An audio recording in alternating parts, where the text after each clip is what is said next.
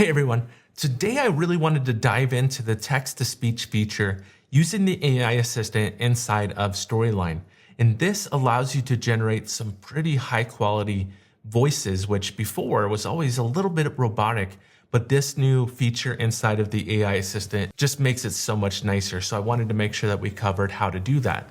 So I'm just gonna come into the AI assistant and I'm gonna go into Insert Text. We're going to use the AI assistant to generate some paragraphs, and you can use this on any text that you have. And we're going to do this about making a peanut butter and jelly sandwich. Now, if you want to check out more of the AI assistant, you can check out one of my previous videos where I dive into making sure that you get the right text and you edit the text and you prompt it and you go back and forth to get really the best text available. So if you want to check that out, make sure you click the link above. But for now, I'm just going to go ahead and click on Insert here. This is our foundation. We need to have some text. Now, it doesn't have to be all of the text on screen. You could actually just generate this text-to-speech using some other text, and it doesn't have to be on the screen here. But what I'm going to do here is come up to Insert Audio. Now, it doesn't matter which one you select. You can do text-to-speech, you can do voices, or you can do sound effects. All three of them take you to the same location. So right here is our text-to-speech. So in our text-to-speech window, this is the text that it's going to convert into the speech. So this is where I'm saying you can just copy and paste it from a script, or you could just pull in the text from the page as well. So either way works. Now, if you select this drop-down box, this will show you all the different voices available. So you can select a voice that you want, or you can just click on play, or you can also click on my voices and then search for different voices, click on play for ones that you may like. You can decide to use those as well. So if you click on play here. Just trust yourself, then you will know how to. And then you click on use, come back into here, then you can see that Alice is now selected. So once you have a voice that you like, you can now come down to the advanced settings and you can adjust some of the different settings, like which model do you want to use? Do you want it to be less stable, more stable, which will adjust the voice and the quality of the voice? Do you want it to be very similar or not very similar as well? So if you want it to be more professional, you can have it very similar where it's more, almost not exactly monotone, but similar to that. So it depends if you want that. Also less exaggeration if you want there to be more exaggeration.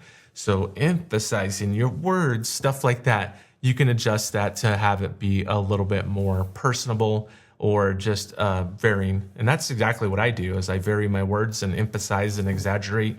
So if you want something like that, you could do that. If you want the speaker boost as well, now any of these that you don't know what's happening, you can select this little info button and it will tell you a little bit about that feature. Now I'm going to go ahead and click on generate speech. It may take a little bit depending on the length of your script, but notice right here, there's also an option to generate closed captions. So that means it'll take this and it will generate the closed caption. So in accessibility, somebody can actually still read the script. Now, in this case, the text is on the screen. So I may or may not need to do that. But if you are generating some audio where the text is not on the screen, definitely want to make sure that you have some closed caption there. So you make sure that somebody can read or read the text basically if needed.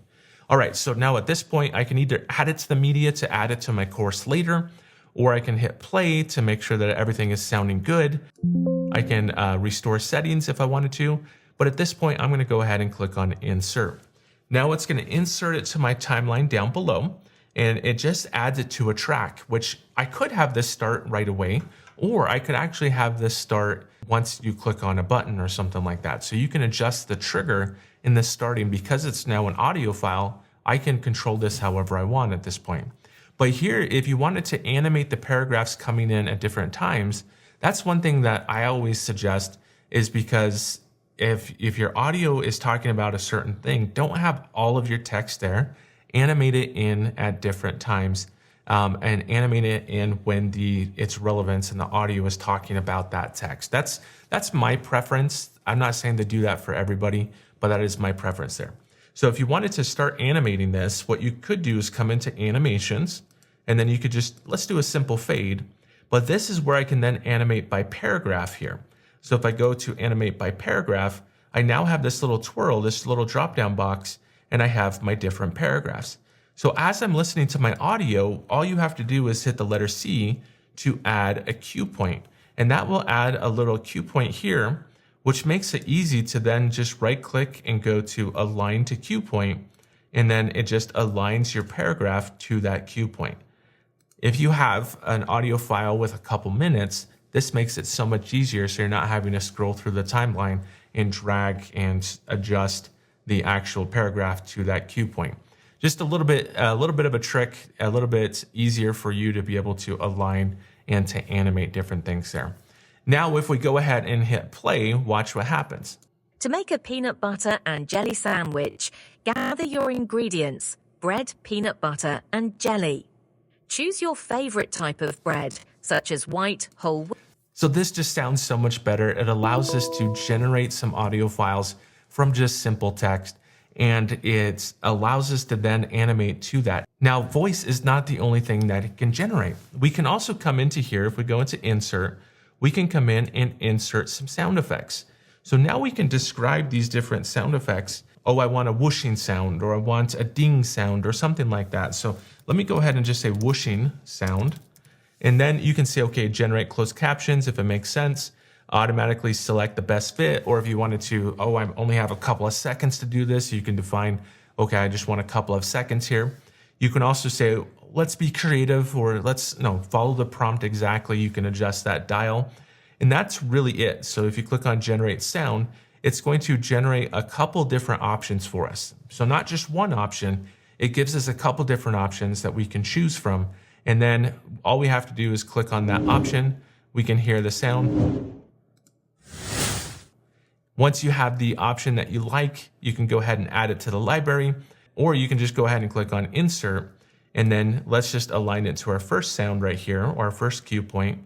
Now let's preview this. So we can add on to this. We can have the clicking sound. We can have a whooshing sound. We can have a ding sound at certain points. Choose your favorite type of bread, such as white, whole wheat, or gluten. So there it is. We have a much better text-to-speech generator than we've had in the past using the AI assistant.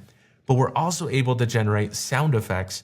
Now, like I mentioned, you can trigger those sound effects like you could with any other audio file. So if I did want to come in here and let's say play audio or play media, I can select this drop-down box and go to, let's do AI sound effect, and do that when the user clicks on text box. So it doesn't have to happen on the timeline. It could just happen when you click on the button, different things like that.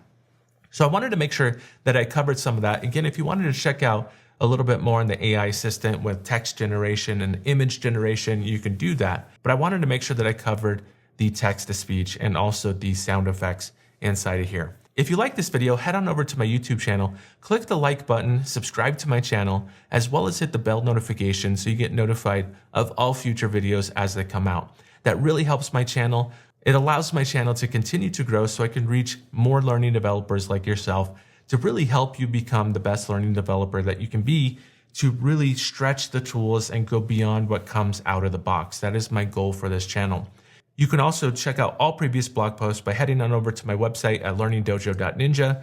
You can come to the home tab here. You can search for different videos here, or you can click on some of the different topics so you can see things on JavaScript, XAPI, AI as well. Select this drop-down box, several different topics. If you want to go through full courses, I have full courses covering everything from A to Z in Articulate Rise, XAPI fundamentals, Articulate storyline fundamentals, covering everything from A to Z. And if you wanted to go a little bit more advanced, I have a JavaScript fundamentals and Articulate storyline, where I cover the basics of JavaScript and then show you how it applies to storyline and how you can customize storyline in a lot of different ways. But that's all I have for today. So thanks everyone, and I'll see you next time.